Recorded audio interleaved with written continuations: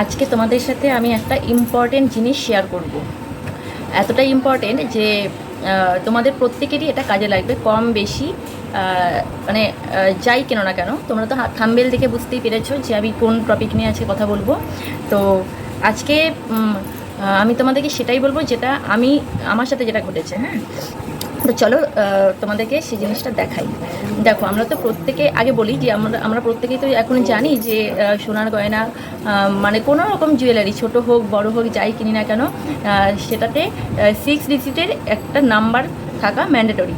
তো এটা আমিও মানে কম বেশি জানতাম। তো কী হয়েছে যে আমার আগে একটা নেকলেস ছিল, ঠিক আছে? তো সেই নেকলেসটা আমি এক্সচেঞ্জ করেছি, যেহেতু ওটা একটু হালকার মধ্যে ছিল, তো আমি চেয়েছিলাম একটু ভারীর মধ্যে নেব। আর গয়নাটা 2018, হ্যাঁ 2018, 19 হ্যাঁ জানুয়ারি 19 নিয়েছিলাম। তো সেই সময় তো ওই হলমার্ক বলতে ওই 916 এটাই লেখা থাকতো, আর হয়তো দোকানে স্ট্যাম্প দেওয়া থাকতো, মানে দোকানের নাম, আর হচ্ছে গিয়ে ওই কোনো নাম্বার সেরকমভাবে ছিল না। তো যাই হোক, আমি ওটা এক্সচেঞ্জ হতে গিয়েছিলাম, যেই দোকান থেকে আমি ওটা কিনেছিলাম সেই দোকানেই।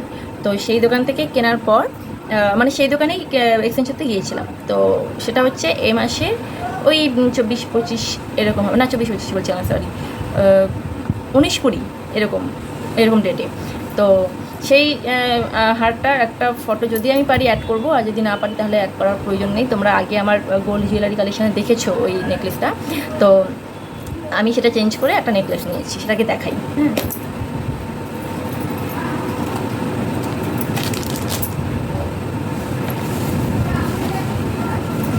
এই যে এটা, দাঁড়ো তোমাদেরকে একটু, এই সাদা বলে দেখা যাচ্ছে না, আমি বক্সের ওপরে নিয়ে দেখাচ্ছি। এই দেখো, এই জুয়েলারিটা, মানে এই নেক পিসটা আমি নিয়েছিলাম, ঠিক আছে? এবার ব্যাপার হচ্ছে যে আমি এটা নিয়েছি, তাও ধরো সপ্তাহখানিক তো হয়ে গেছে, মানে আমি যে ডেটে আছে ভিডিওটা করছি তার সপ্তাহখানিক আগেটা নিয়েছি। তো হঠাৎ করে মানে দেখবে সবারই তো আমাদের এখন কম বেশি ইউটিউব খুললে পরেই গোল্ড জুয়েলারি কালেকশান তো সবাই দেখে, সব মেয়েরাই দেখে।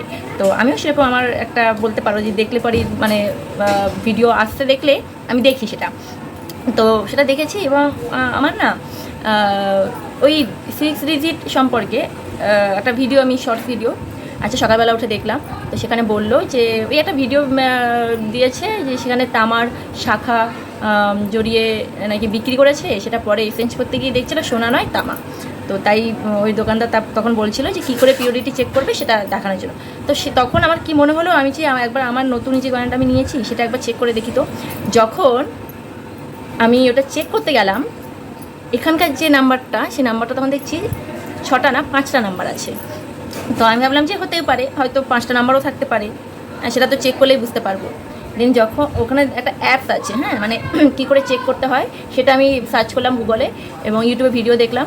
দেখার পর ওখানে একটা অ্যাপস দেখালো, যে অ্যাপসটার মধ্যে মানে অ্যাপসটা ইনস্টল করে ওখানে হুড নাম্বারটা দিলে পরেই ওটা পুরো একটা সার্টিফিকেট বেরিয়ে আসছে। তো আমিও তাই করলাম, সেম ওটা করে অ্যাপস ডাউনলোড করলাম, করে এইখানে যে হুড নাম্বারটা এবং বিলে, আমার কাছে এই বিলটা আছে, হ্যাঁ এই বিলের মধ্যে যে হুড নাম্বারটা আছে, যেটা ওরা হুড নাম্বার দিয়েছে আমাকে, দেখিয়ে দিচ্ছি আমি তোমাদেরকে। এই দেখো, এইখানে দেখো, এই দেখো এটা উল্টো করে দেখাচ্ছে ঠিকই, কিন্তু তোমরা বুঝতে পারবে আশা করি। HUID হুড নাম্বার, এখানে দেখো 5টা নাম্বার আছে।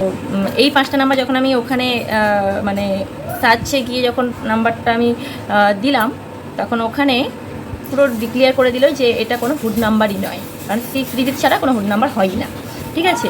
এবং তার সাথে সাথে আমি রিসেন্ট এবছর ফেব্রুয়ারি মাসে একটা রিং নিয়েছিলাম, আর ডিসেম্বরে হচ্ছে গিয়ে একটা চেন কেনা হয়েছিল। তো এই দুটো যে হুড নাম্বার ওদের সার্টিফিকেটে লেখা ছিল এবং গহনার গায়েও স্ট্যাম্প করা ছিল, সেই দুটো নাম্বার যখন আমি ওখানে দিলাম, সাথে সাথে দুটোরই সার্টিফিকেট বেরিয়ে এলো, কিন্তু এটার এখনও বেরোলো না, ঠিক আছে? আর তোমাদেরকে আরেকটা কথা আমি বলে দিই যে এটা কিন্তু 2023-এর 1 এপ্রিল থেকে শুরু হয়ে গেছে। মানে শুরু হয়েছে বলতে সরকার স্বীকৃতি দিয়েই দিয়েছে যে হুড নাম্বার ছাড়া কোনো গয়নাকে পিওরিটি বলে ধরা যাবে না বা কেনাটা উচিত নয়। তো যাই হোক, আমি তো এটা করে ফেলেছি। এবার এটা করে ফেলেছি মানে এটা না যে আমি বসে থাকবো, আমি এটা আজকেই দোকানে নিয়ে যাব, নিয়ে গিয়ে বৃত্তান্ত আমি জানবো তারপর যা হয় সেটাও তোমাদের সাথে শেয়ার করব, ঠিক আছে?